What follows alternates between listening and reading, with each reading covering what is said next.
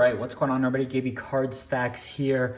Wanted to run through some of my sales that I've had over the last few days or so, still lingering from the NFL draft, and I want to keep you updated on everything that's moved and kind of give my general thoughts as we still kind of see these sales trickle in. So let's talk about what sold and some more thoughts. Everything here was $500 or so. I think my numbers guy said it was like $478, I think, in total. So let's see what sold. Marshawn Lloyd, Orange Sapphire, went to the Packers, I think, in the 4th round.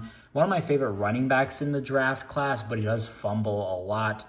And if you cannot hold on to the ball, that was $40. I think I paid about $20-ish in a bulk deal at a show, so felt good about that. Javon Baker, Onyx Auto, On-Card Auto, one of my favorite cards and prospects in the draft. And this, I think, is kind of my first point. I just put up a tweet not long ago about my overall thoughts. And I feel like there are two things that did really well with the NFL draft for me. One, lower end color and inserts of kind of the bigger names and kind of those first rounders, maybe some base autos as well. But then I think the second group is also those guys who either fall in the draft or are kind of those sleepers, the guys who kind of have that value, the Troy Franklins or like a Javon Baker. I feel like a lot of people heading into the draft was like, hey, Javon Baker's a great 4th, 5th round guy.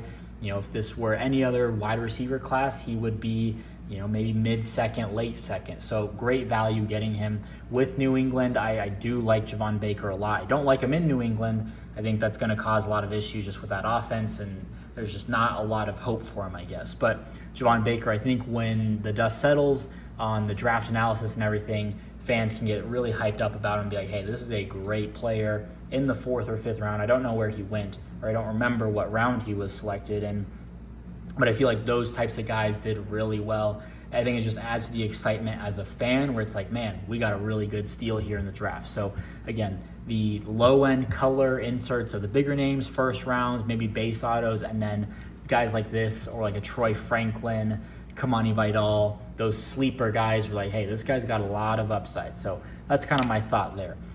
Will Johnson Sapphire, I love the Sapphire color matches. Mock drafts are starting to roll around. I've mentioned it in my previous video recapping days 2 and 3 of the NFL draft. But Will Johnson, I released my mock draft 1.0 today. I couldn't change any of the team orders or anything. It was just on Pro Football Focus. I think Will Johnson will be a top 10 pick. He's by far the number 1 corner in the draft for next year's class. I imagine he could go up as high as 5. I have him going 7th, but I do think that he is someone that will have very, very high draft stock come a year from now. Beautiful color match. I think I took an offer on this for $550.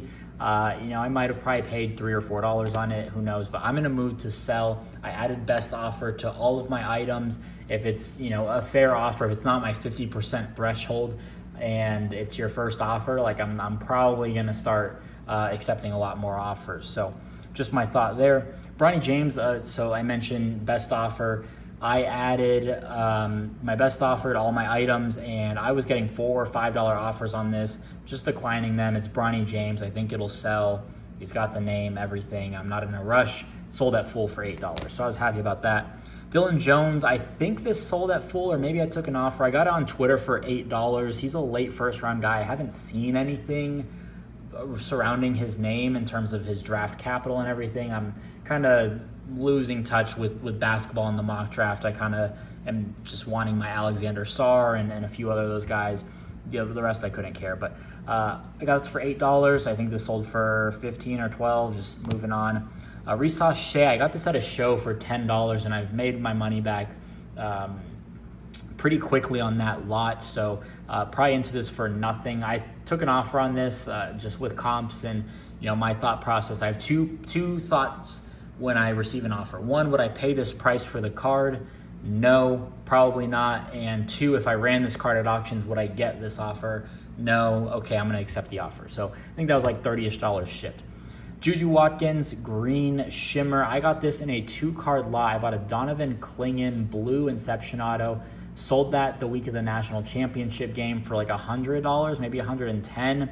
And I got this Juju Watkins with it as well. I think I paid like $40 for this and $50 on the Clingan. I paid maybe less than $100 for both. I think I paid $90 total. and this sold for $90. I had it for $120 or $140 and took an offer at $90. Again, would I pay $90 for this? No. Would I get $90 at auction? I don't think so. And I inspected it for grading. There was a minor surface issue. I think it would have PSA 9, so not worth it for me. Jaylen Daniels, a guy that I kind of want to stock up on.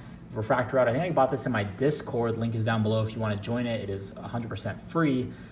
I bought this, I think, for like 15 or 16 bucks. Had it for 40. Just throw out an offer for 30. I was like, you know what? Let me just get out and make my money, double it up, and be done with it. So that one was a pretty easy sale. But I wouldn't mind holding Jaylen Daniels for the season. Caleb Williams, Bowman Best Gold out of last year's set.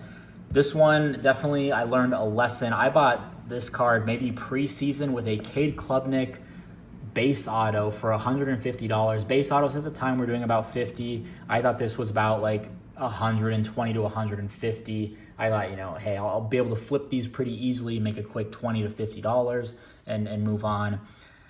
It just didn't sell, and I kept kind of turning down offers. I remember in October or so, maybe early October, I had an offer for 80. I think I was like at 120, and I'm like, all right, I sold the Klubnik for 50. I'll sell this for 120. I'll make a quick $20 and just be done with it.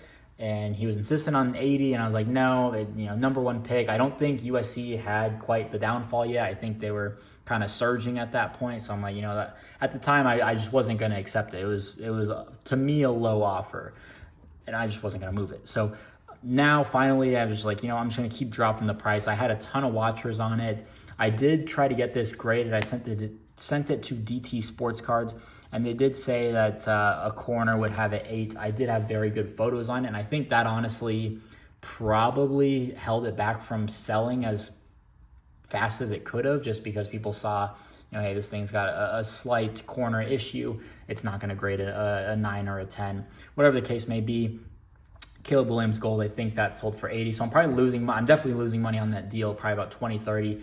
And it's taken me, probably 8 months to sell this thing. So not ideal. Rakea Jackson, the WNBA draft has just passed, and I think the hype has kind of died down now. The season starts for WNBA in probably a week or so, but just wanted to move on from this. I had it at 30, dropped it to 20, and it sold pretty quickly. I had a couple of watchers. McKenzie Mbako, I bought a lot on Twitter for $30. It was 3 Mbako autos and a Take Flight case hit. I think I sold the case hit for $30. It paid for my whole lot. Maybe it was 20. I think it was 20. I think I've sold a couple of these autos, so I was in the money. Bowman Best doesn't do much for me just in terms of wanting to buy it. I'd rather have the first autos. I think that it carries significantly more weight, and I think this one sold for 15. Khalid McKinstry, Lava Auto. This one I had listed for 30. I have many copies of this card, and again, I'm in a mood to sell. I'm just starting to take offers.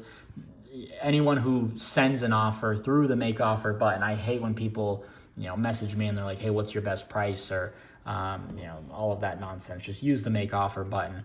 I used to never have the make offer button available just because I feel like it added some urgency to someone if they wanted to buy the card. Oh, they're not taking offers.